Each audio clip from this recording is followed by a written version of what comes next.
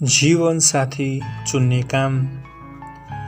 आफ्नी दुलही हुनको निम्ति ठिक केटा अथवा ठिक केटी भेटाएको छु भनी जवान मानिसले कसरी थाहा पाउँछ? आफ्नो पुरै जीवन नै उससँग बिताउनको निम्ति जवान केटीले त्यस केटालाई कसरी छान्न सक्छिन्?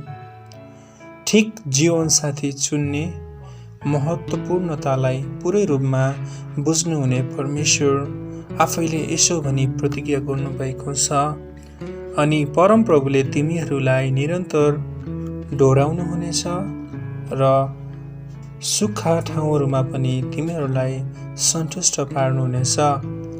जुन कुरा हामी यशाया 58:11 पाउँदछौँ।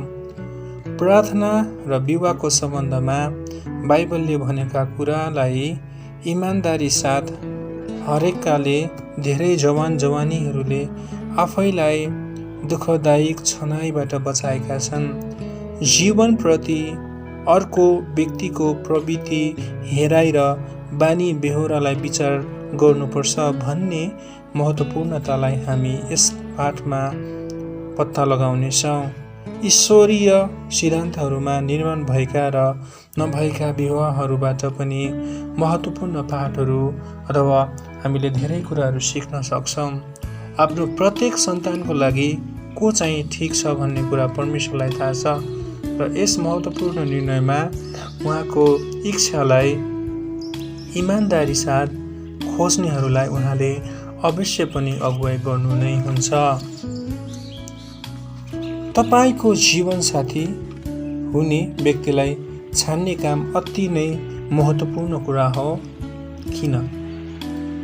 यसका धेरै कारणहरू छन्। पहिलो, तपाईको जीवनमा तपाईको जीवनसाथीले पार्ने प्रभावको कारणले यो महत्त्वपूर्ण छ। तपाईले विवाह गर्नुहुने व्यक्तिले तपाईको जीवन बनाउनमा सहायता पुर्याउनेछ। उनले वा तिनले तपाईको जीवन प्रक्रियालाई कि धार्मिकता र स्वर्गतर्फ कि पाप र नरकतर्फ मोड्न सक्छ। तपाईको जीवनसाथीको प्रभावले कि अनन्त आनन्दको उद्देश्यमा पुग्न तपाईलाई सहायता गर्छ कि भने साँचो आनन्दको एकमात्र मुहान परमेश्वरबाट तपाईलाई टाढा लैजाने कोसिस गर्छ। तपाईले छान्नु भएको जीवन साथीले तपाईले परमेश्वरलाई प्रेम गर्न, सेवा गर्न र उहाँको आज्ञा पालन गर्न कि सजिलो वा कठिन बनाइदिन सक्छ। दोस्रो, यो जीवनभरिको निम्ति भएको हुनाले यो महत्त्वपूर्ण छ। यदि तिनीहरू एकैसाथ जिउन सकेनन् भने छोडपत्र गर्ने उद्देश्य राखेर क्रिस्चियनहरूले कहिले विवाह गर्दैनन्। यदि तपाईसँग साइकल वा गाडी छ र त्यसलाई तपाईले मन पराउनु भएन भने त्यसलाई बेचेर अर्को किन्न सक्नुहुन्छ। तर पत्नी वा पतिसँग तपाईँ यसो गर्न सक्नुहुन्न। विवाह जीवनभरिको लागि हो भनी बाइबलले सिकाउँछ। उदाहरणको लागि, एउटी विवाहित स्त्री उसको पति बाँचुन्जेल आफ्नो पतिसँग कानुनले बाँधिएकी हुन्छ। तर यदि उसको पति मर्यो भने पनि सम्बन्धको कानुनबाट ऊ मुक्त हुन्छ, जुन कुरा हामी रोमी 7:2 पाउँछौँ। यसकारण परमेश्वरले जसलाई एकसाथ जोड्नु भएको छ मानिसले नछुटाओ। मर्कुस 10:9। क्रिस्चियनहरूका निम्ति कोसिस, अनुसन्धान विवाह भन्ने छैन। अर्थात् वास्तविक विवाह गर्नुभन्दा पहिले कसरी एकसाथ बस्न सकिन्छ भनी केही समयको लागि एकैसाथ बस्ने काम परमेश्वरका स्तरहरू अनुसार यो गल्ती हो। यसलाई व्यभिचार भनिन्छ। जीवनभरि नै सँगै रहने जीवनसाथीको छनौट धेरै महत्त्वपूर्ण भएको हुनाले हतार गरेर छान्ने काम गरिरहनु हुँदैन। विवाह आनन्दित होस् भनेर परमेश्वरको वचनले छान्ने काममा प्रयोग गर्नलाई केही आधारभूत सिद्धान्तहरू दिनुभएको छ। अगुवाई गर्नलाई परमेश्वरको इच्छा। यदि तपाईँ परमेश्वरका बालक हुनुहुन्छ भने परमेश्वरले तपाईँको निम्ति उत्तम जीवन साथी उपलब्ध गरिदिनुहुन्छ भन्ने कुरामा तपाईँ निश्चित हुनुहोस्। आदमलाई आवश्यक परेकै जस्तो जीवनसाथी हुनलाई परमेश्वरले हव्वालाई बनाउनु भयो। तपाईँले आफ्नो विषयमा जति जान्नुहुन्छ त्यसभन्दा बढी तपाईँको विषयमा परमेश्वरलाई थाहा छ र तपाईँको निम्ति कुन चाहिँ व्यक्ति उत्तम जीवनसाथी बन्न सक्छ सो उहाँलाई यकिन थाहा छ। उहाँले तपाईँलाई प्रेम गर्नुहुन्छ र तपाईँलाई सहायता गर्न चाहनुहुन्छ। यसकारण जीवनसाथी छान्नुभन्दा पहिले परमेश्वरले छान्नु भएको व्यक्तितर्फ डोर्याउनुहोस् अनि परमेश्वरसँग बिन्ती गर्न नभुल्नुहोस्। यस बारेमा प्रार्थना गर्नुहोस् र प्रभुको अगुवाईलाई पछ्याउनुहोस्। तर यदि तिमीहरूमध्ये कसैलाई बुद्धिको अभाव छ भने उदारचित्तसँग नझर्किदिनुहुने परमेश्वरलाई त्यसले मागोस् र त्यसलाई त्यो दिइनेछ, जुन कुरा हामी याकुब 1:5 थाहा गर्दछौँ। परमेश्वरले कसरी अगुवाई गर्नुहुन्छ? कससँग विवाह गर्नै पर्छ भनी परमेश्वरले एक व्यक्तिलाई कसरी थाहा दिन चाहनुहुन्छ? परमेश्वरले विभिन्न तरिकाद्वारा आफ्ना छोराछोरीहरूलाई अगुवाई गर्नुहुन्छ। एक क्रिस्चियनले यी सबै तरिकाहरूमा परमेश्वरको अगुवाईलाई खोजी गर्नै पर्छ। पहिलो, जीवनसाथी छान्ने व्यक्ति निश्चित हुनै पर्छ कि बाइबलमा भएको सिद्धान्त अनुसार नै छान्ने काम भएको छ। याद गर्नै पर्ने दोस्रो कुरा चाहिँ यो हो, दुवैजनाका व्यक्तिगत गुणहरू एकअर्काका लागि मिल्दाजुल्दा छन् त? तेस्रो विवाहलाई सम्भव तुल्याउनको निम्ति परिस्थितिहरूले एकैसाथ काम गर्नै पर्छ। एक अर्काको अथवा एक अर्काप्रतिको प्रेम र स्वीकार हुनैपर्छ र अन्तमा परमेश्वरको इच्छाको निश्चयता पनि हुनैपर्छ। पहिलो र सबैभन्दा महत्त्वपूर्ण तरिका चाहिँ त्यही नै हो, जहाँ परमेश्वरले आफ्नो वचनद्वारा तपाईँलाई अगुवाई गर्नुहुन्छ। तपाईँले पालन गर्नुपर्ने केही नियमहरू उहाँले बाइबलमा दिनुभएको छ। उहाँको अगुवाई उहाँको वचनको विपरीत हुँदैन भन्ने कुरामा निश्चित हुनुहोस्। क्रिस्चियनहरूका निम्ति 2वटा नियमहरू यस प्रकार छन्। क्रिस्चियनहरूसँग मात्र विवाह गर्नुहोस्। आफू मन्जुर छु भन्ने कुरामा निश्चित हुनुहोस्। जसले आफ्नो घर निर्माण गरिसकेका छन् तिनीहरूका जीवनसाथीहरू क्रिस्चियन वा अक्रिस्चियन जो नै भए पनि तिनीहरूप्रति ठुलो नैतिक जिम्मेवारी छ। तर तपाईँ अहिलेसम्म अविवाहित क्रिस्चियन हुनुहुन्छ भने तपाईँले अविश्वासीलाई विवाह गरेको परमेश्वर चाहनु नै हुन्न भन्ने कुरामा निश्चित हुनुहोस्।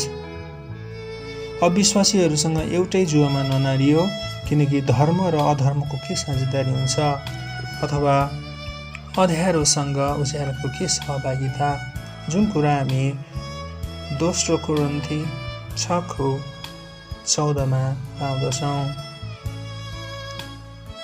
2 जना प्रख्यात जवान मानिसहरूका बीचमा हामी बाइबलमा पढ्छौँ, जसले परमेश्वरमा विश्वास नगर्ने स्त्रीलाई विवाह गरी ठुलो भुल गरेका थिए। तिनीहरू सिम्सोन र सोलोमन हुन्। सिम्सोनले एक जवान केटीलाई असाध्यै मन पराए जो विश्वासी थिइन्। आफ्नै विश्वासी मानिसहरूका बीचबाट विवाह गर्नुपर्छ भनी उनका आमा बाबुले उनलाई सल्लाह दिए, तर उनले तिनीहरूका कुरा सुनेनन्। उनको पहिलो विवाह सुरुदेखि नै डरलाग्दो किसिमले असफल भयो, तरै पनि उनले परमेश्वरका स्तरहरूका पालन गरेनन्। दोस्रो चोटि पनि अविश्वासीसँग संलग्न भएपछि यसले उनलाई व्यक्तिगत कष्ट र मृत्युमा पुर्यायो। राजा सोलोमनलाई पनि फारुकी छोरी 1 राजा 3:1 एक अविश्वासीले नै परमेश्वरबाट थर्काएर लगेकी थिए।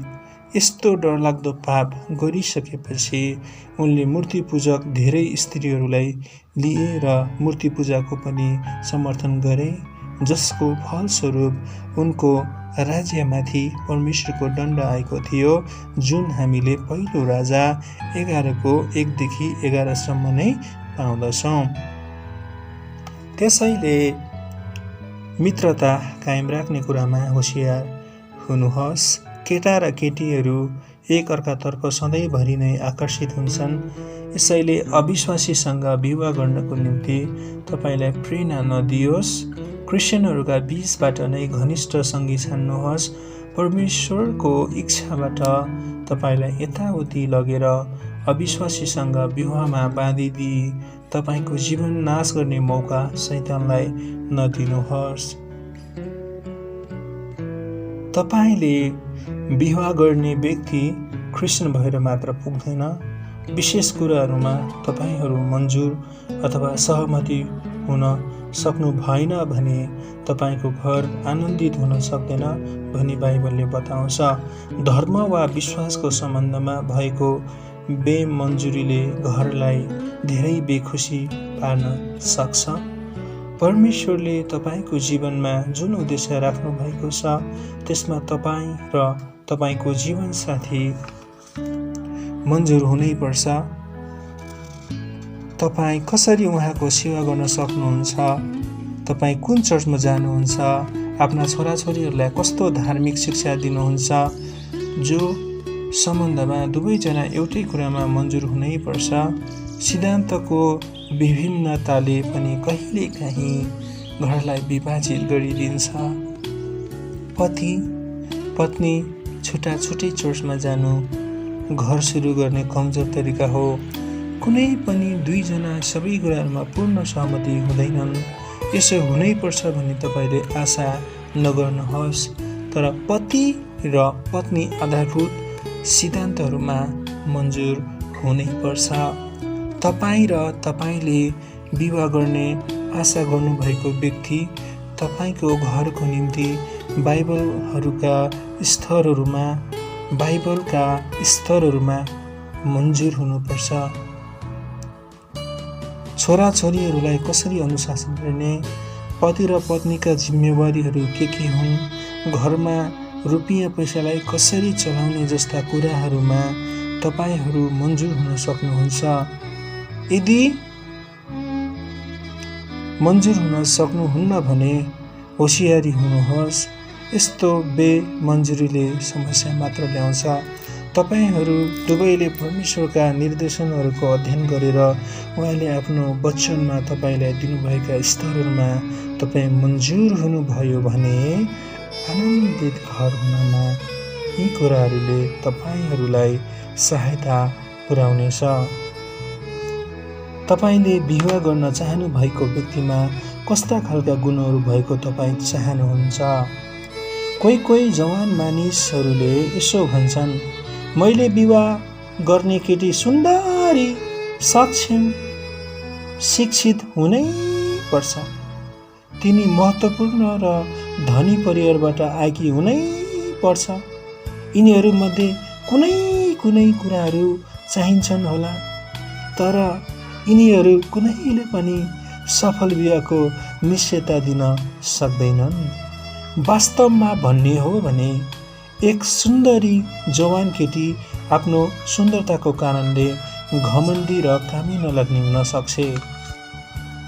विवाह भइसकेपछि पनि त्यसले आफ्नो सुन्दरतालाई अथवा सुन्दरताले मानिसहरूलाई आफूतिर आकर्षित गर्न सक्छ।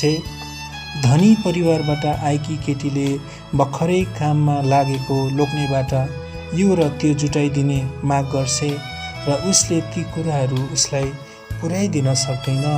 सुन्दरता, शिक्षा र असल सामाजिक तहले सहायता पुर्याउन सक्छन्, तर असल चरित्र, एकै किसिमका इच्छाहरू, असल बानी र असल स्वास्थ्य जस्ता गुणहरू यी कुराहरू भन्दा पनि अझ धेरै महत्त्वपूर्ण छन्।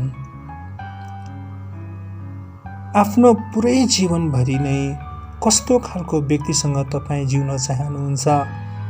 आनन्दित वा गनगने, मैत्रिक वा झगडालु, धीरजी वा सजिलैसँग निराश हुने? दयालु वा अधीन गर्ने, क्षमा दिने वा खुइ बदली लिन खोज्ने, सहयोगी वा असन्तुष्टि, उद्धार वा स्वास्थ्य, विश्वासयोग्य वा शङ्कालु। कस्तो खालको व्यक्तिलाई तपाईँले हेरिराख्नु भएको छ? असल इज्जत भएको वा झगडालु, सधैँभरि इमान्दार वा तपाईँलाई झुक्काउने, कडा परिश्रम गर्ने वा अल्छी, सहनशील वा सजिलैसँग निराश हुने, विश्वासयोग्य वा अविश्वासयोग्य। पुरै बाल्यावस्थाभरि नै चरित्र निर्माण र विकास भइरहन्छ। तपाईँले मन पराएको व्यक्ति कस्तो छ भन्ने कुरा उसको घरको चालचलनले पनि केही हदसम्म बताउँछ। यो प्रख्यात भनाइ धेरैपल्ट सत्य ठहरिन्छ। जस्तो बाबु त्यस्तै छोरो, जस्ती आमा त्यस्तै छोरी। बालकले प्रायजसो आफ्ना बाबु वा आमाको उदाहरण पछ्याउँछ। यद्यपि क्रिस्चियनहरूको पारिवारिक तालिम धेरै कमजोर भएको भए तापनि परमेश्वरको अनुग्रहको शक्तिद्वारा उसले आफ्नो जीवनलाई परिवर्तन गर्न सक्छ। त्यहाँ यस्ता मानिसहरू पनि छन् जो असल घरनाबाट आएका भए तापनि तिनीहरूले आफ्ना आमा बाबुको असल उदाहरण पछ्याउनलाई इन्कार गरेका छन्। यसैले घरको आधारमा तपाईँ केही विशेष गुणहरूलाई हेर्न सक्नुहुन्छ, तर पुरै रूपमा पारिवारिक आधारमा व्यक्तिको चरित्रको निर्णय गर्नुहोस्। बानीहरूले अहिले तपाईँलाई रिस उठाउँछ भने विवाह गरेपछि यी सबै कुराहरू ठिक भइहाल्छ भनी विचार नगर्नुहोस्। कुनै पनि मानिसलाई परिवर्तन गर्नको निम्ति उसँग विवाह नगर्नुहोस् भन्ने मलाई याद गर्नुहोस्, अथवा यो कुरालाई याद गर्नुहोस्। आफ्नो पति वा पत्नी आफू जस्तै बनाउन सक्छु भनी नसोच्नुहोस्। साँचो प्रेमले पति वा पत्नीलाई एकअर्काका कुराहरू सहने र महत्त्वपूर्ण नभएका कुराहरूलाई बिर्सदिन लगाउँछ र महत्त्वपूर्ण कुराहरूमा तिनीहरू एउटाले अर्कालाई सहायता गर्नै पर्छ। आफ्नो जीवनसाथी हुने व्यक्तिका बानीहरू के कस्ता छन् भनी विचारै नगरी अन्धो भएर विवाह नगर्नुहोस्। यी बानीहरूले त्यस व्यक्तिको चरित्रको बारेमा स्पष्ट पार्छ र भविष्यमा तपाईँ के आशा गर्न सक्नुहुन्छ सो पनि देखाउँछ। के उनी वा तिनी सफा वा फोहोरी छन्, मिलनसार वा निन्दक छन्, चलाक वा लाटो छन्? के तिनी वा सधैँभरि बोलिरहन्छन् वा अरूहरूले भनेका कुराहरूलाई चाख दिएर सुन्छन्? परमेश्वर र एक्लेसिया प्रतिको जिम्मेवारीलाई इमानदार साथ पुरा गर्छन्? उनले वा तिनले आफ्नो दाजुहरू, दिदीहरू र आमा बाबुसँग कस्तो व्यवहार गर्छन्? तपाईँलाई सबैभन्दा महत्त्वपूर्ण लाग्ने कुरालाई अलिकति पनि मन नपराउने व्यक्तिसँग के तपाईँ आफ्नो पुरै जीवन बिताउन चाहनुहुन्छ? पति र पत्नीहरूले जब एउटै कुरालाई मन पराउँछन् तब तिनीहरूका घरमा आनन्द हुन सक्ने बढी सम्भावना हुन्छ। विपरीत चरित्रहरूले एकअर्कालाई सहायता गरे भने कहिलेकाहीँ तिनीहरू असल पनि हुन सक्छन्। उदाहरणको लागि, धेरै बोल्ने व्यक्ति शान्त र राम्रोसँग कुरा सुन्नेसँग आनन्दित हुन सक्छ। आदर्श र सृजनात्मकवादी तर अव्यावहारिक व्यक्तिलाई सन्तुलनमा राख्नको निम्ति व्यावहारिक व्यक्तिको खाँचो पर्छ। यद्यपि यदि पति र पत्नी बेग्लै चरित्र र व्यक्तित्वका भए भने कठिन पर्न सक्छ। यदि कुनै मानिस उद्देश्यवादी, कडा मेहनती, लगनशील र सक्रिय छ भने ढोली, मूर्ख र अल्छी पत्नीसँग सहनशील हुन उसलाई धेरै कठिन पर्छ। आदमको निम्ति सुयोग्य सहयोगी हुन हव्वालाई सृष्टि गरिएको थियो। तपाईँको जीवनसाथी तपाईँको निम्ति सुयोग्य भएको परमेश्वर चाहनुहुन्छ। तपाईँहरू धेरै कुराहरूमा उस्तै हुनुभयो भने तपाईँहरूलाई एकैसाथ जिउन सजिलो पर्छ र तपाईँहरूमा भएको एकता र विभिन्नताले तपाईँको घर सन्तुलन बन्न सक्छ। असल स्वास्थ्य घरको आनन्दको निम्ति मात्र होइन, तर छोराछोरीहरूका खातिर पनि महत्त्वपूर्ण छ। आफ्ना छोराछोरीहरू वंशबाट सर्दै आएको शारीरिक र मानसिक रोगको कारणले अपाङ्ग भएको तपाईँ चाहनुहुन्छ, तर तिनीहरू स्वस्थ र बलिया भएको तपाईँ चाहनुहुन्छ पक्कै पनि। धेरै देशहरूमा विवाह हुनुभन्दा पहिले शरीर जाँच र स्वास्थ्य प्रमाणपत्रको आवश्यकता पर्छ। तपाईँ र तपाईँका छोराछोरीहरूलाई सुरक्षा गर्नलाई नै यस्तो गरिएको हो। यसको अर्थ हरेक व्यक्तिको स्वास्थ्य सिद्ध हुनैपर्छ भन्ने हुँदैन। कोही व्यक्तिहरूले आफ्नो शारीरिक कमजोरीहरूमाथि विजय पाउनलाई सिकेका छन् र यसरी तिनीहरू असल पति पत्नी र आमा बाबुहरू बनेका छन्। हेरिनुपर्ने गुणहरूमा असल स्वास्थ्य सबैभन्दा महत्त्वपूर्ण होइन, तर यसको पनि विचार गरिनै पर्छ। के तिनी मेरा छोराछोरीका निम्ति असल आमा बन्न सक्छन्? के उनी मेरा छोराछोरीका निम्ति असल बाबु बन्न सक्छन् भनी आफैलाई प्रश्न गर्नुहोस्। विवाहको निम्ति ठिक उमेर नपुगेकी र शारीरिक विकास नभएकी केटीसँग कुनै पनि केटाले बिहा गर्न खोज्नु हुँदैन। परमेश्वरले परिस्थितिहरूद्वारा घरिघरि अगुवाई गर्नुहुन्छ भन्ने कुरा हामीले उल्लेख गरिसकेका छौँ। बाइबलका सुन्दर प्रेम कथाहरूमा यसलाई नमुनीन गरिएको हामी देख्छौँ। एकमात्र साँचो परमेश्वरको सेवा गर्नका लागि रुथले आफ्नो घर र परिवारलाई छोडेर गइन्। बेथलेहेमको कटेनी गरेको खेतमा तिनी सिला पाला खोज्न गइन् र तिनी त बोअजको खेतमा पुगिसिन्। परमेश्वरले तिनलाई अगुवाई गर्नुभएको थियो। बोअजले तिनलाई भेटेर आफ्नी पत्नीमा आफूले देख्न चाहेको सबै गुणहरू उनले तिनमा देखे। तिनीहरूका विवाहमा बाधा ल्याउने केही कुराहरू थिएन, तर परमेश्वरले सबै कुरा मिलाइदिनु भयो। सबैले सहयोग गरेर यसरी तिनीहरूले विवाह गर्न सके।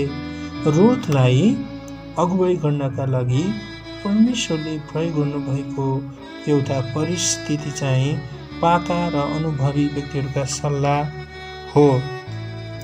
तिनले नोआमीको सल्लाहलाई स्वीकार गरी त्यसै अनुसार काम गरिन्। जवानहरूले परमेश्वरको इच्छा जानुन् भने तिनीहरूलाई सहायता पुर्याउनका निम्ति आमा बाबु, पास्टर र पाका क्रिस्चियनहरूका सल्लाहहरूलाई उहाँले प्राय जसो आज पनि प्रयोग गर्नुहुन्छ। इसहाक र रेबिकाको विवाह बोअज र रुथको भन्दा बेग्लै किसिमको थियो। विवाहको निम्ति रेबिका आउनुभन्दा पहिले तिनीहरूले एकअर्कालाई देखेका थिएनन्। आफ्नो छोराको निम्ति पत्नी खोजिदिनका लागि अब्राहमले आफ्नो दासलाई पठाएका थिए। आफूलाई अगुवाई गर्नका निम्ति दासले परमेश्वरसँग प्रार्थना गरे र अब्राहम र इसहाकले पनि त्यही कुराको लागि प्रार्थना गरिराखेका थिए भन्ने कुरामा तपाईँ निश्चित हुन सक्नुहुन्छ। परमेश्वरले प्रार्थनाको उत्तर दिनुभयो र दासले प्रार्थना गरिरहेकै ठाउँमा रेबिकालाई ल्याइदिनु भयो।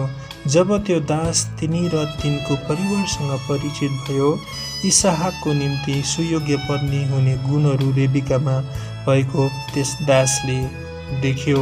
परमेश्वरले अगुवाई गरिसक्नु भएको छ भने पुरै परिवारले थाहा पाए र रेबिकालाई इसहाकसँग विवाह गरिदिनका लागि पनि परिवार मन्जुर भयो। तिनी दाससँगै गएर इसहाककी पत्नी हुन चाहन्छन् कि भनी तिनलाई प्रश्न गरियो। तिनी मन्जुर भइन् र उनको घरतर्फको लामो यात्रामा गइन्। तिनीहरूले एकअर्कालाई प्रेम गरे र तिनीहरूको विवाह आनन्दित भयो। जुन जुन घरहरूमा विवाहको निम्ति आमा बाबुले छान्ने र प्रबन्ध मिलाउने काम गर्छन्, परमेश्वरको अगुवाईको निम्ति तिनीहरूले प्रार्थना गर्नै पर्छ। विभिन्न परिस्थितिहरूद्वारा काम गर्नुहुने उही परमेश्वरले इसहाक र रेबिकालाई जसरी एकैसाथ ल्याउनु भयो, उहाँले आज पनि प्रार्थनाका उत्तरहरू दिनुहुन्छ। पति र पत्नीका बीचको खाँचो प्रेम बिना कुनै पनि विवाह आनन्दित हुन सक्दैन। पारस्परिक प्रेमले दुवै व्यक्तिलाई हामी एकअर्काका हौ भन्ने कुराको सचेतना दिन्छ। एकअर्कालाई खुसी तुल्याउन र आवश्यक स्थापित गर्न यसले तिनीहरूलाई सहायता गर्छ। सबै थोकले भन्दा बढी प्रेमले नै तिनीहरूलाई एकअर्कासँग बाँध्छ। यौन सम्बन्ध शारीरिक आकर्षण भन्दा पनि प्रेम चाहिँ अझै ठुलो कुरा हो। साँचो प्रेममा आदर, इज्जत, कृतज्ञता र एकअर्काको निम्ति विचारशीलता समावेश गरिएको हुन्छ। शारीरिक आकर्षण नै प्रेम हो भन्ने भुल नगर्नुहोस्। यदि आफ्ना भावनाहरूका बारेमा तपाईँ निश्चित हुनुहुन्न भने यसबारेमा प्रार्थना गर्नुहोस्। आफ्ना आमा बाबु वा पाका क्रिस्चियनहरूसँग यसको विषयमा तपाईँले शिक्षा लिन सक्नुहुन्छ। रेबिका र इसाकको जस्तै गरी परिवारले नै विवाहको प्रबन्ध मिलाइदिए भन्ने के हुन्छ नि? एकअर्कालाई चिन्ने मौका पाउनुभन्दा पहिले त्यहाँ गहिरो पारस्परिक प्रेम हुन सक्दैन। तर विवाह गर्नुभन्दा पहिले एउटाले अर्कोलाई स्वीकार गर्नै पर्छ। प्रेम रोक्न सकिन्छ र यसलाई रोक्नै पर्छ। सबै खाँचो प्रेमका स्रोत परमेश्वरले तपाईँले विवाह गर्न लाग्नु भएको व्यक्तिको निम्ति तपाईँमा प्रेम राखिदिनुहुन्छ र तपाईँको निम्ति यस व्यक्तिमा अथवा त्यस व्यक्तिमा पनि उहाँले प्रेम राखिदिनुहुन्छ। अनि तिनीहरूले रेबिकालाई डाकेर भने, के तिमी यस मानिसको स्वास्थ्यमा जान्छौ? तिनले भनिन्, म जान्छु। इसाहाकले रेबिकालाई आफ्नी आमा साराको पालमा लगेर आफ्नी पत्नी तुल्याए र तिनलाई प्रेम गरे। उत्पत्ति 24:58 हामी पाउँदछौँ। परमेश्वरको स्तर अनुसार बिहे गर्ने बारेमा हामीले कुराकानी गरिराखेका छौँ। यदि तपाईँ क्रिस्चियन हुनुहुन्छ भने एकअर्काप्रति आकर्षित नै भए तापनि तपाईँले अक्रिस्चियनसँग विवाह गर्नु हुँदैन। विवाहको निम्ति तपाईँले सदैव मनन, सदैव प्रार्थना गरिरहनु पर्दछ। यदि तपाईँले कोही व्यक्तिसँग विवाह गर्ने विचार गरिराख्नु भएको छ भने तपाईँले बनाउनु भएको तालिकामा तपाईँका भावनाहरूको जाँच गर्नुहोस्। के तपाईँलाई यस्तै लाग्छ त? के ती व्यक्तिले तपाईँप्रति पनि यस्तै विचार राख्छन् त? साँचो प्रेम नभएको आकर्षणद्वारा तपाईँ धोकामा नपर्नु भएको होस् अनि प्रार्थना गर्नुहोस्। तपाईँको जीवनको यस महत्त्वपूर्ण समयमा परमेश्वरको अगुवाईको निम्ति उहाँसँग प्रार्थना गर्नुहोस्। प्रायःजसो परमेश्वरको अगुवाई विशेष प्रकाशद्वारा आउँदैन, तर हामीले यहाँ उल्लेख गरेका विभिन्न तरिकाहरूको संयुक्तिद्वारा आउँछ। बाइबलका स्थलहरू, ठिक गुणहरू, परिस्थितिहरू, पारस्परिक प्रेम र स्वीकार र परमेश्वरको इच्छाको निश्चयता। यो निश्चयता यस विषयमा तपाईँले प्रार्थना गर्नुहुँदा तपाईँको मनमा भएको शान्तिको अनुभवबाट हुन सक्छ र परमेश्वरको इच्छा यही नै हो भनी तपाईँमा गहिरो विश्वास आउन सक्छ। यो एकतर्फी मात्र हुनु हुँदैन। पुरुष र स्त्रीले यसबारेमा प्रार्थना गर्नै पर्छ र यो निश्चयता प्राप्त भएको हुनै पर्छ। परमेश्वरको अगुवाई हाम्रो जीवनमा आइराखेको हुन्छ।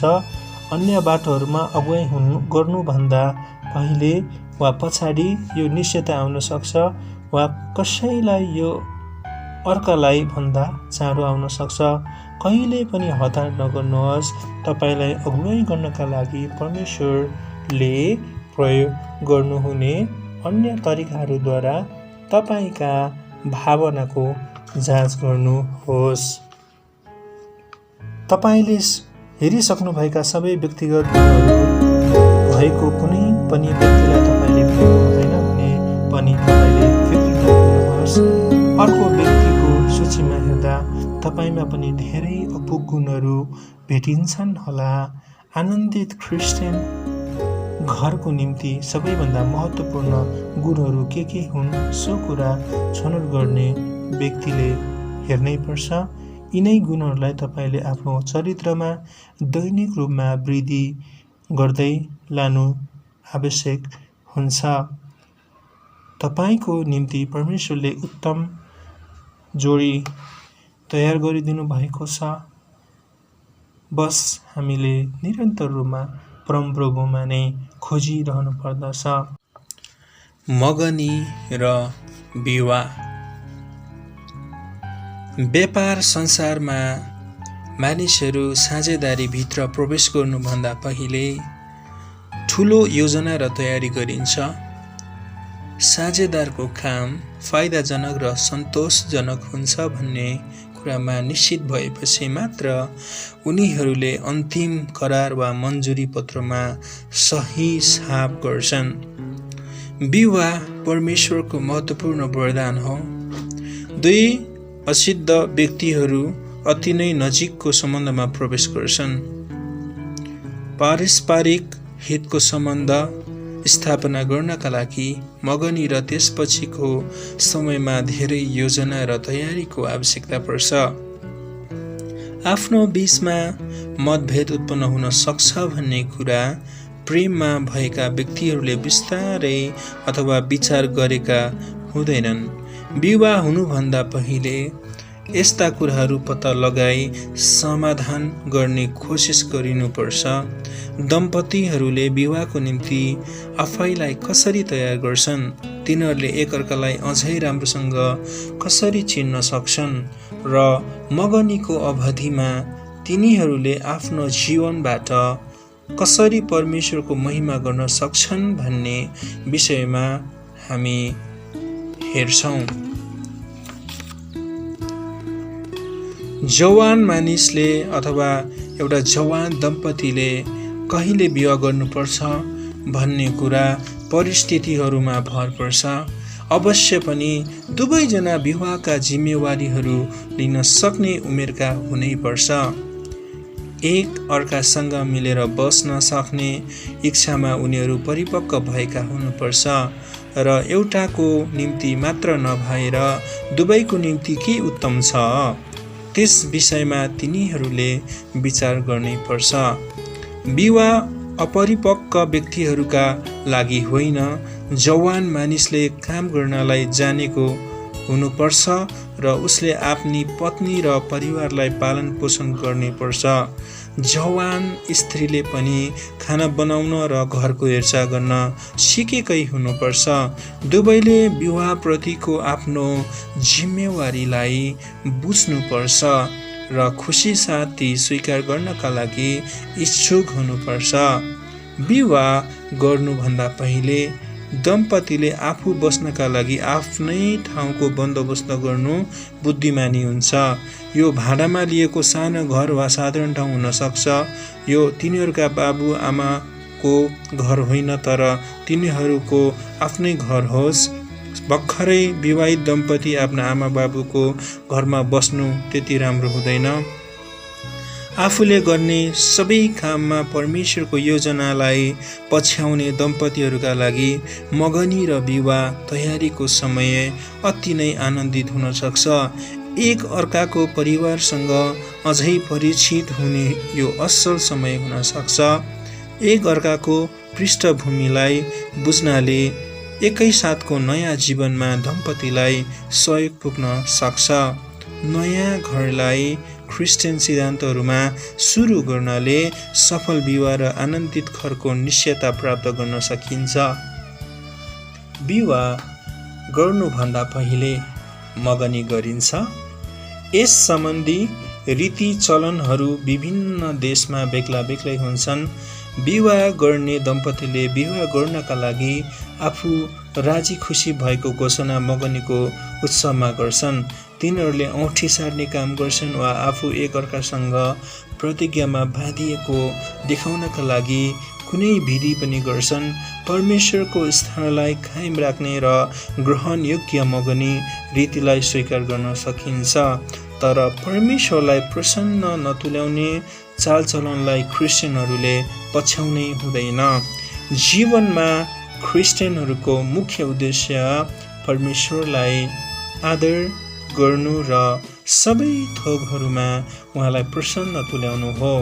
चाहे तिमीहरू खाओ अथवा पियो वा तिमीहरू जेसुकै गर, सबै परमेश्वरका महिमाको निम्ति गर।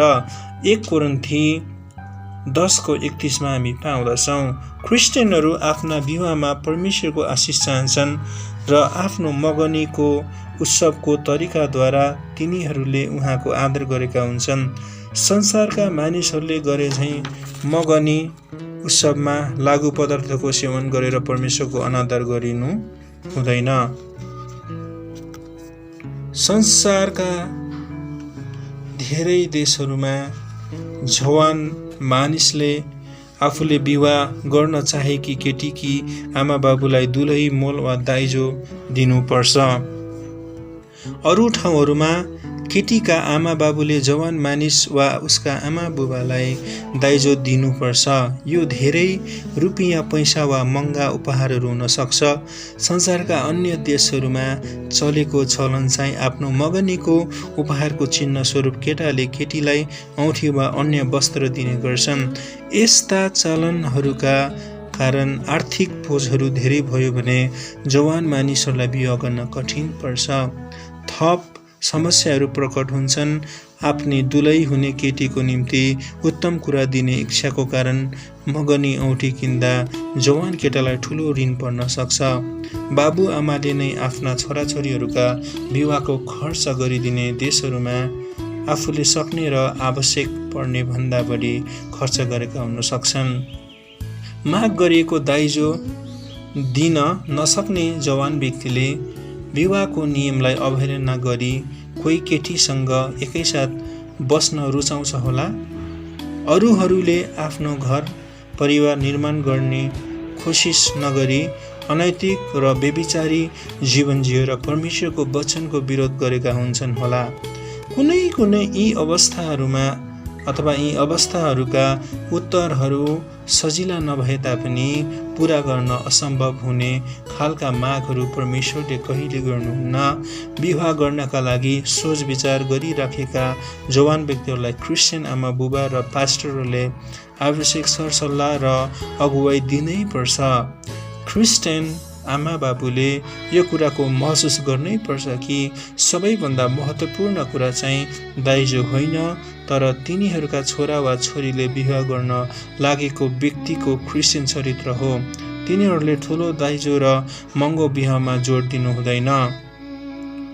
अक्रिस्चियन परिवारबाट विश्वासमा आएका जवान केटाकेटीले आफ्ना आमा बुबाबाट विवाहको सम्बन्धमा ईश्वरीय सरसल्लाह प्राप्त गर्न सक्दैनन्। यद्यपि तिनीहरूले परमेश्वरलाई आदर दिने इच्छा गरे भने उहाँको अगुवाईमा चाहिँ तिनीहरू निश्चित हुन सक्छन्। परमेश्वरको तरिका र समस्या समयमा विवाह गर्ने तिनीहरूका निम्ति उहाँको इच्छा हो भन्ने क्रिस्चियन घर स्थापना गर्नका लागि उहाँले तिनीहरूलाई सम्भव तुल्याइदिनुहुनेछ।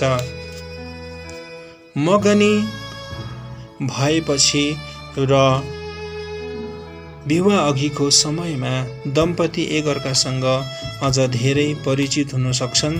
तिनीहरू विवाहको जिम्मेवारीका बारेमा छलफल गर्न सुरु गर्छन् र एकैसाथ जिउनका लागि योजनाहरू बनाउँछन्। आफ्नो घर स्थापना गर्नका लागि आवश्यकीय खाँचोहरूका बारेमा तिनीहरू कुराकानी गर्छन्। एक अर्कालाई अझै राम्रोसँग चिन्न सकिने अर्को तरिका चाहिँ मित्रहरू, एक्लेसिया र पारिवारिक समूहहरूसँग एकैसाथ खुसियाली मनाउनु हो। विभिन्न परिस्थितिहरूमा जब एउटाले अर्कोलाई देख्न सक्छ, त्यो व्यक्ति कस्तो हो भन्ने विषयमा अझै स्पष्ट थाहा हुन्छ। कुनै व्यक्तिलाई एक्लेसियामा देख्नु एउटा कुरा हो, तर उसलाई सामाजिक क्रियाकलाप वा काम गरिराखेको देख्नु अर्को कुरा हो। यदि पति र पत्नीको बीचमा प्रेम र आदरको आशा गरिन्छ भने मगनी भइसकेका दम्पतिले विवाहको बारेमा विचार गर्नु कम महत्त्वपूर्ण छैन। एक अर्कालाई प्रेम र आदर गर्न जवान केटा र केटीले एकअर्काको आनन्द र भलाइको सरोकार राखेका हुन्छन्। आफू पति र पत्नी भएपछि विवाहको पवित्रतामा र घनिष्ठतालाई बचाउन प्रत्येकले आफ्नो कार्य गरेको हुन्छ। मगनी अवधि र त्यसभन्दा पहिले वैवाहिक विवाहमा अथवा सम्बन्धमा प्रवेश गरी दुवैको मनमा दोष थुप्रिएको छ भने यस्तो विवाह खतराको बाटोमा अगाडि बढिराखेको हुन्छ। मगनी भएको समयको अवधिमा भाग लिइरहेका क्रियाकलापहरूले परमेश्वरलाई आलोचना र निन्दा ल्याउनु हुँदैन। परमेश्वरलाई आदर दिने दम्पति नै जवान व्यक्तिहरूका लागि ठिक उदाहरण हुन्छन्। परमेश्वर र एक अर्कालाई प्रेम गर्ने दुई व्यक्तिहरूले प्रत्येक अवस्थामा अनुशासन र धैर्यको अभ्यास गर्न सक्छन् र आफूले यसो गरेकोमा पछि खुसी हुन्छन्। राहेलको निम्ति याकुबले 7 वर्ष काम गरेको घटनालाई विचार गर्नुहोस्। यसकारण याकुबले राहेलको निम्ति 7 वर्ष चाकरी गरे। तिनले राहेललाई यति प्रेम गर्थे कि त्यो समय तिनलाई थोरै दिन जस्तो लाग्यो, जुन कुरा हामी उत्पत्ति 29:20 मा पाउँदछौँ। एक्लेसियामा विवाह हुनुभन्दा पहिले सबै कानुनी मागहरू पूरा गरिनुपर्छ। कुनै कुनै देशहरूमा धार्मिक विधि पूरा गर्नुभन्दा पहिले कानुनी विधिलाई पूरा गर्नै पर्छ। क्रिस्चियन विवाहमा दुलहा र दुलहीले परमेश्वर र मानिसहरूका अगाडि एकअर्कासँग बाचा बाँध्ने काम गर्छन्। मृत्युले तिनीहरूलाई अलग नगरुन्जेलसम्म एकअर्कालाई प्रेम, आदर र वास्ता गरी एकअर्कासँग विश्वासयोग्य हुने प्रतिज्ञा तिनीहरू गर्छन्।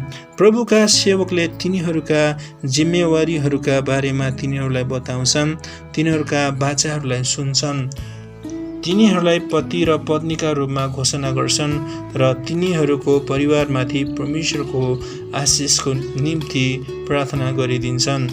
विवाह परमेश्वरले सुरु गर्नुभएको कार्य हो भनी स्वीकार गर्ने एक तरिका एक्लेसियामा विवाह गरिनु हो। दम्पतिहरूले वैवाहिक जीवन सुरु गर्दा र आफ्नो घर स्थापना गर्दा परमेश्वरको सहायता र अगुवाई खोजिराखेका छन् भन्ने कुरा पनि यसले देखाउँछ। आवश्यक बिना नै ऋणमा पर्ने भुलको बारेमा हामीले छलफल गरिसकेका छौँ। यसो गर्नका लागि रत्न विवाह साधारण सजावट र सत्कार सामान्य हुनुपर्छ र विवाहमा सीमित व्यक्तिहरूलाई मात्र निमन्त्रण दिनुपर्छ। अवश्य दुलहा र दुलही अति नै सुन्दर देखिन चाहन्छन् नै, तर साधारण र सुन्दर विवाह गर्न सम्भव छ। घरको स्थापना। घर शब्दको निम्ति शब्दकोशमा पाइने परिभाषा परिवारको बस्ने ठाउँ हो, तर आदर्श घरको निम्ति भएको परमेश्वरको स्तर यस्ता साँघुरा सिमानाबाट टाढा पुग्छ। परमेश्वर र एक अर्काको सरोकार गर्ने मानिसहरू र परमेश्वरको नमुना अनुसारको घरको स्थापना गर्नका लागि प्रार्थना र काम गर्ने व्यक्तिहरूबाट यसको निर्माण भएको हुन्छ। पति र पत्नीका रूपमा दुई व्यक्तिहरूले एकैसाथ जीवन जिउन सुरु गरेपछि धेरै मेलमिलापको आवश्यकता पर्छ भन्ने कुरा तिनीहरूले छिट्टै पत्ता लगाउँछन्। प्रत्येक व्यक्तिको अद्वितीय व्यक्तित्व हुन्छ। उसका आफ्नै सपनाहरू, आफ्नै इच्छाहरू, निराशाहरू र आवश्यकताहरू हुन्छन् र विवाहको विधि सम्पन्न गर्दैमा व्यक्तिगत विभिन्नताहरू त्यसै हराउँदैनन्। आफू जिएको उद्देश्य पूरा गर्ने किसिमको घरको बारेमा हामी यस पाठमा हामी सिक्नेछौँ। विवाहित दम्पतिले सामना गर्नुपर्ने सामञ्जस्य र उत्पन्न भएका समस्याहरूलाई समाधान गर्ने तरिकाहरूका बारेमा हामी यहाँ विचार गर्नेछौँ। परमप्रभुले नै घर बनाउनु भएन अथवा परमप्रभुले नै घर नबनाउनु भए त बनाउनेहरूले गरेको परिश्रम व्यर्थ हुन्छ। भजन सङ्ग्रह 127:1 र घर स्थापना गर्नुको उद्देश्य परमेश्वरको महिमा गर्नु हो भनी महसुस गर्ने दम्पतिले प्रशस्त इनामहरू प्राप्त गर्नेछ। खाली भवन एउटा घर होइन, परिवार बस्ने ठाउँलाई नै घर भनिन्छ। परमेश्वरले पारिवारिक जीवनको निम्ति नमुना दिनुहुँदा तिनीहरूको घर हुनको निम्ति उहाँले आदम र हब्बालाई विशेष ठाउँ दिनुभएको थियो।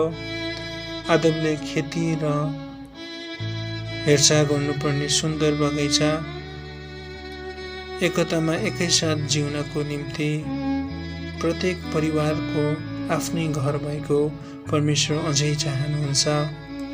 एक लेखकले यसरी भनेका छन्, घरलाई सानो सरकारसँग तुलना गर्न सकिन्छ। बाबु सभापति र आमा चाहिँ उपसभापति हुन्छन्। घरलाई चलाउँदा तिनीहरूले एकअर्कालाई सहायता पुर्याउँछन्। छोराछोरीहरू शान्तिमा बाँच्न सकुन् भनी तिनीहरूले असल नियमहरू बनाउँछन्।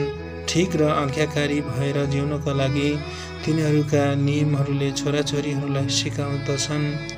यदि छोराछोरीहरूले आफ्नै घरमा आफ्ना आमा बाबुको आज्ञाहरू पालन गर्न सिके भनेपछि गएर तिनीहरूले आफ्नो स्कुलका शिक्षकहरू, आफ्ना पास्टरहरू र आफ्नो देशका आज्ञा पालन गर्नेछन्। आनन्दित, शान्त र एक भई एकैसाथ परमेश्वरलाई प्रेम गर्नका लागि घर ठुलो र सजाएको हुन आवश्यक छैन।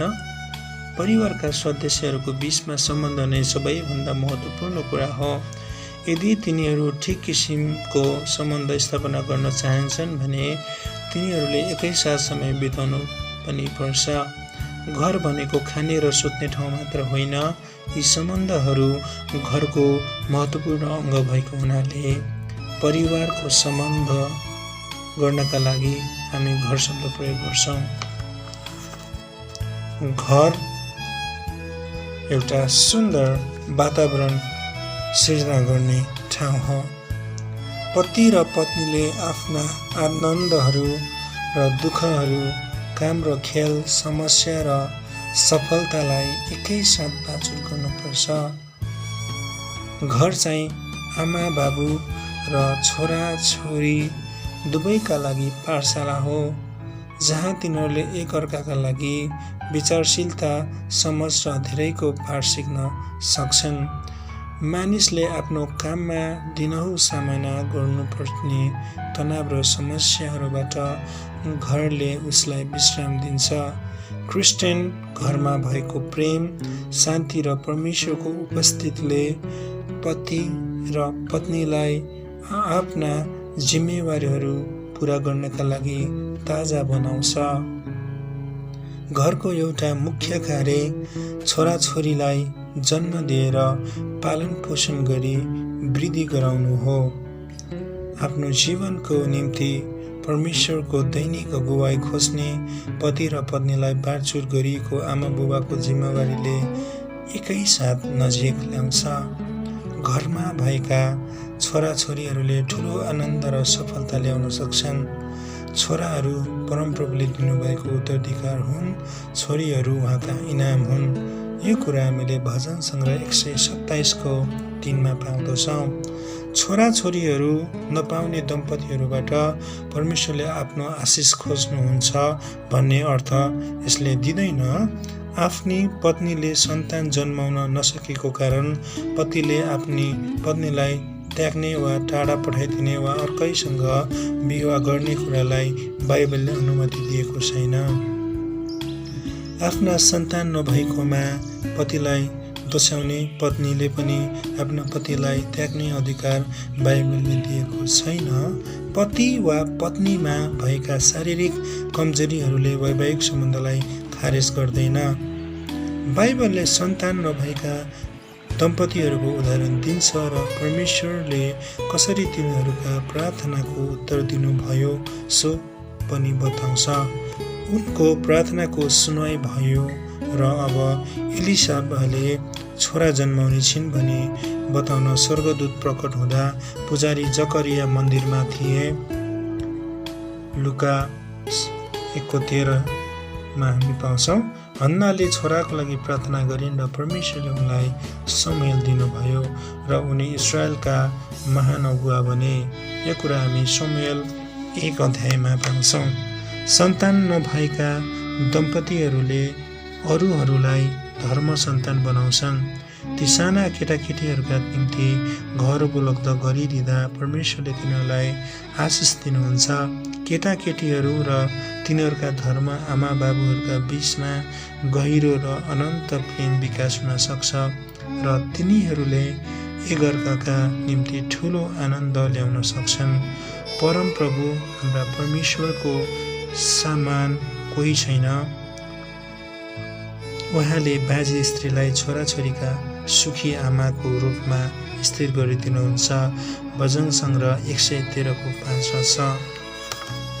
क्रिस्चियन परिवारको प्रेम, वास्ता, आनन्द, सुरक्षाको आवश्यकता पर्छ। त्यहाँ प्राप्त भएको तालिमले उसको चरित्रलाई मात्र निर्माण गर्ने होइन, तर यसले उसको पुरै जीवनको हेराइलाई असर पारेको हुन्छ।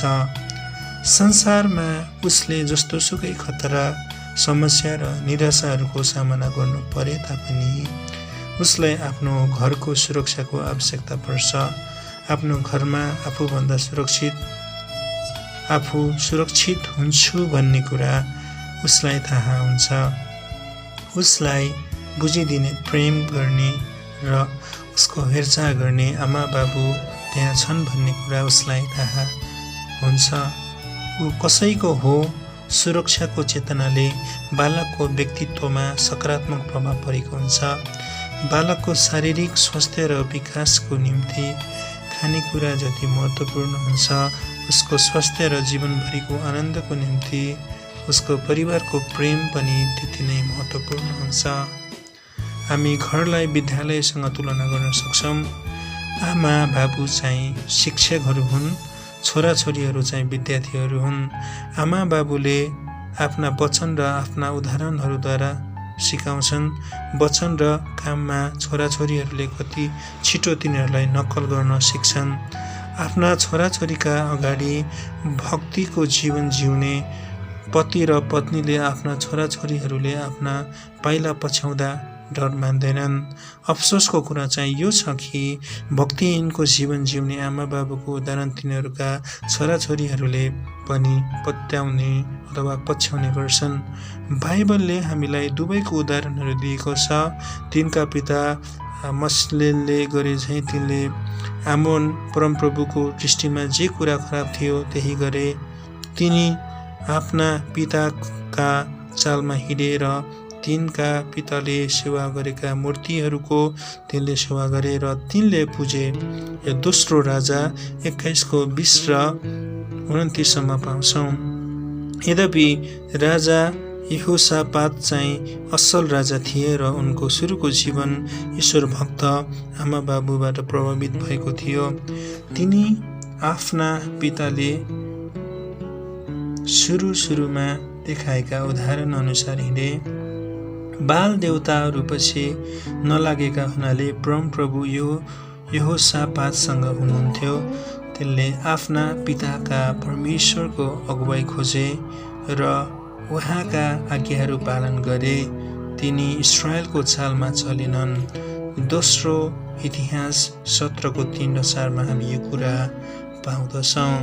यदि तपाईँले अझसम्म घरको स्थापना गर्नुभएको छैन भने घरको स्थापना गर्दा तपाईँले याद गर्नुपर्ने कुरा चाहिँ यो छ कि ठिक र बेठिकको सम्बन्धमा छोराछोरीहरूका जीवनमा पर्ने ठुलो प्रभाव आमा बाबुहरूकै हो।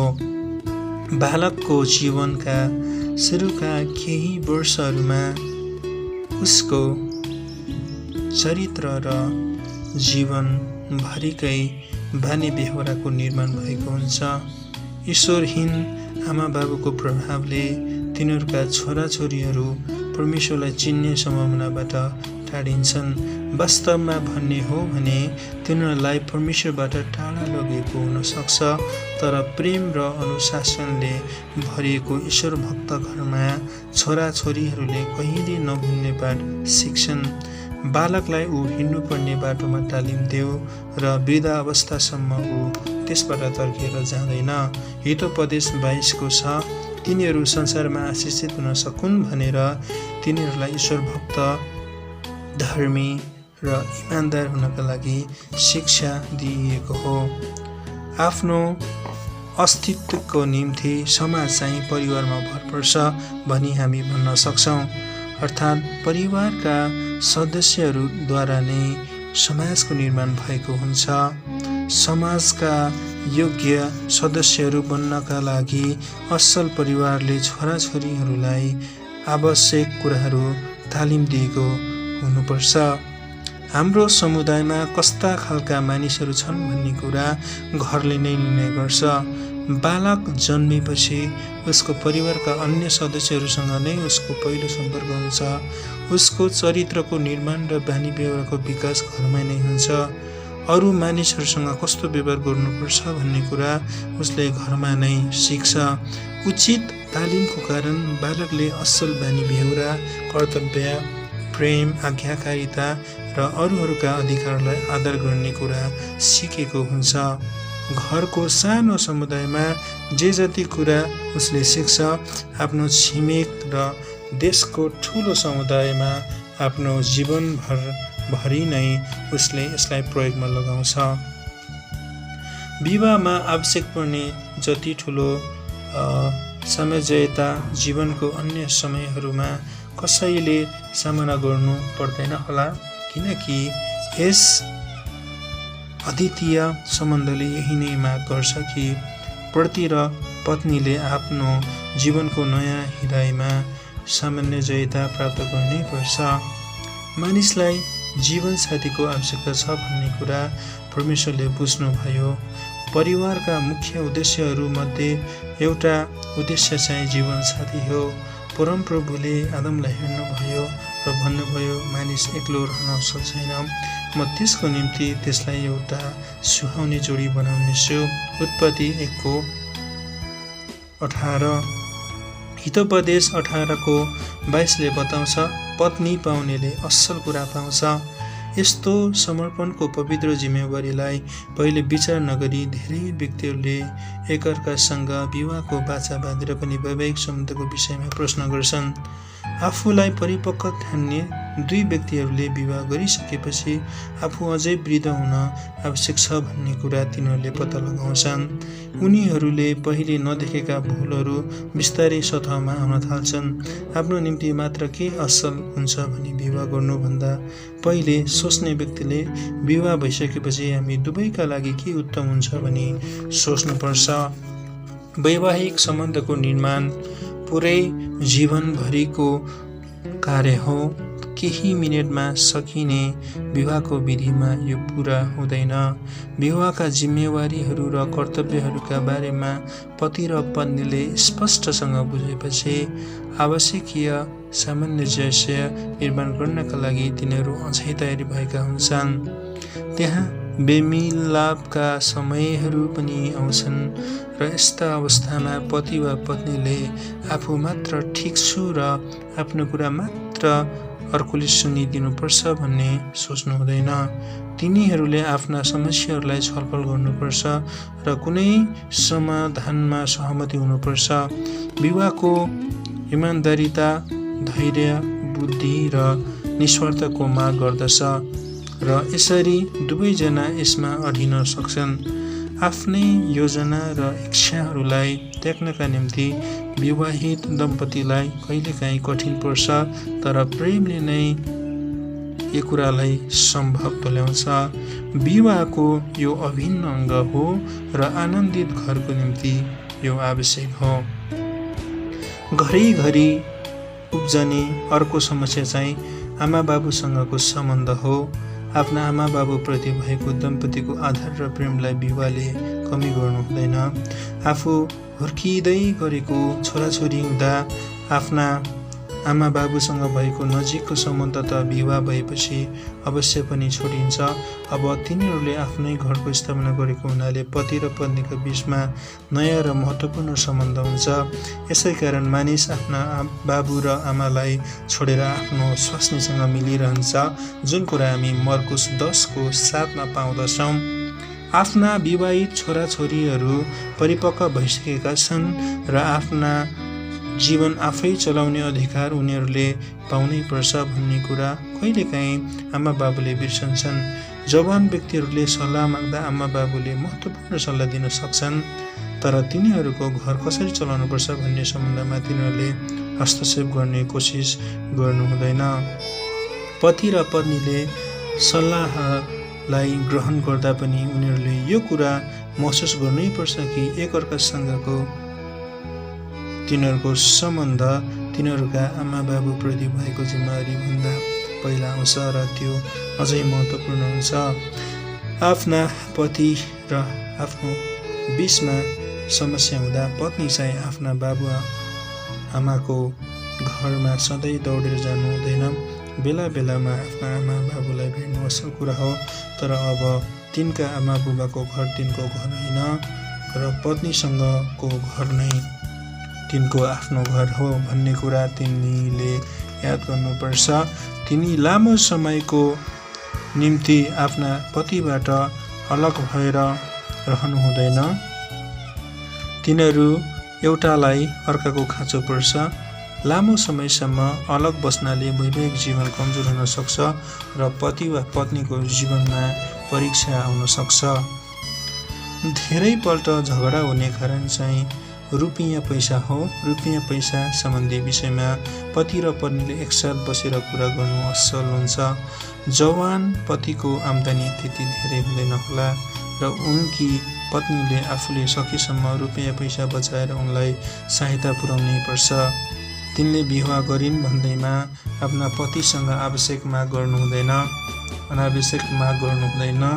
तिनले मन पराएका नयाँ लुगाफाटाहरू पतिले दिन सकेनन् भने तिनले गनगन गर्नु हुँदैन।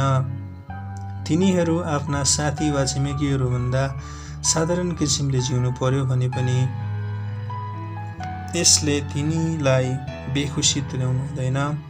आफूसँग भएका कुराहरूबाट नै आफ्नो घरलाई आनन्दित र आकर्षित तुल्याउने चुनौती तिनको अगाडि खडा भएको हुन्छ।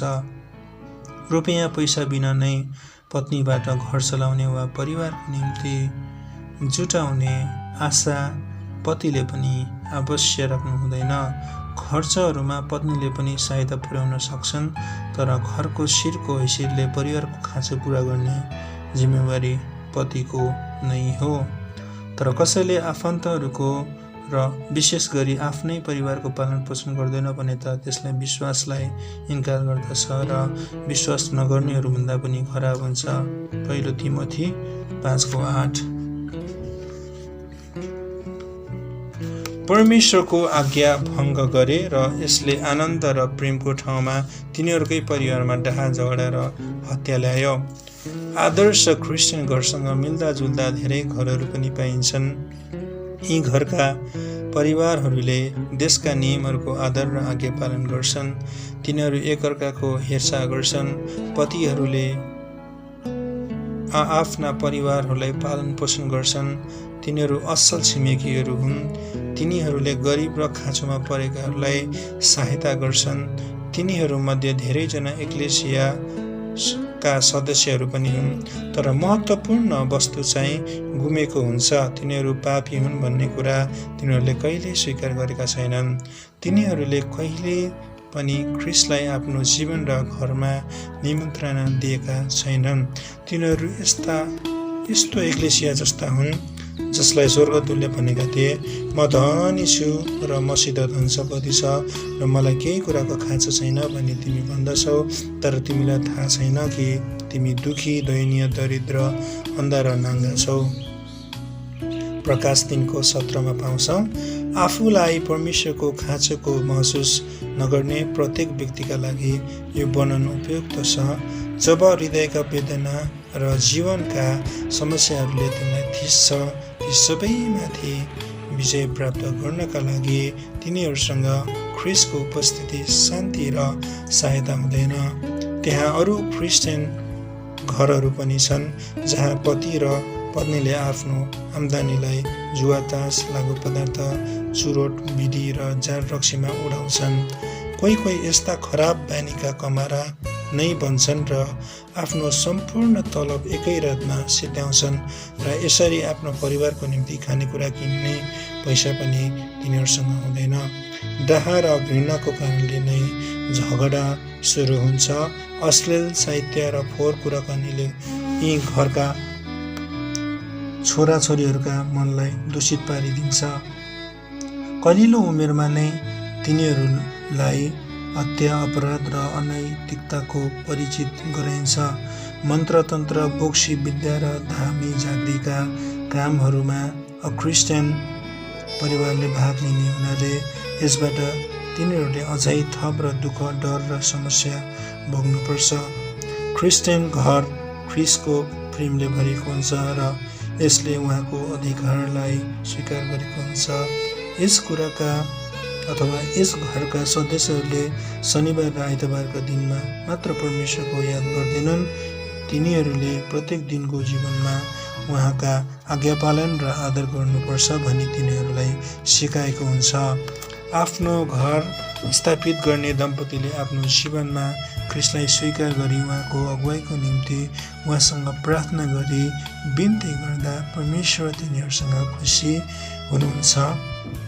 तर साँचो क्रिस्चियन घर मानिसहरू क्रिस्चियन हुँदैमा एक्कासी आफै विकास हुँदैन।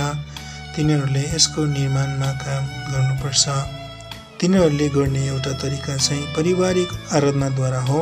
एक्लेसिया सुरु हुनुभन्दा पहिले परमेश्वरले मानिसहरूलाई सिकाउनु भयो कि प्रत्येक बाबुले आफ्नो परिवारलाई आराधनामा अगुवाई गर्नुपर्छ। मानिस चाहिँ आफ्नो परिवारको पुजारी हुनुपर्ने थियो। अझ पनि पारिवारिक आराधना स्थापना गर्ने जिम्मेवारी बाबुकै हो। आमा बाबु र छोराछोरीहरूले नियमित रूपमा एकैसाथ बाइबल पढी प्रार्थना गर्नाले तिनीहरू प्रभुमा र एकअर्कासँगको समझदारी र प्रेममा बढ्छन्। यो समय जसलाई कोही मानिसहरूले पारिवारिक वेदी वा पारिवारिक आराधना भन्छन्, बालकको तालिमको निम्ति यो धेरै महत्त्वपूर्ण कुरा हो। पारिवारिक आराधनाद्वारा आफ्नो वैवाहिक जीवन सुरु गर्ने र विश्वासयोग्यता साथ यसलाई व्यवहारमा लगाउने पति र पत्नीले आफ्ना जीवनमा आग्रह र आशिषको अनुभव गर्नेछन्। तिनीहरू परमेश्वरका सहायतामा भर पर्ने भएका हुनाले आउने विभिन्न समस्याहरूको सामना गर्न तिनीहरू सक्षम भएका हुन्छन्। अरू कामहरूले बाधा नदिने बेलामा आराधनाको समयमा छुट्याउनु उत्तम हुन्छ।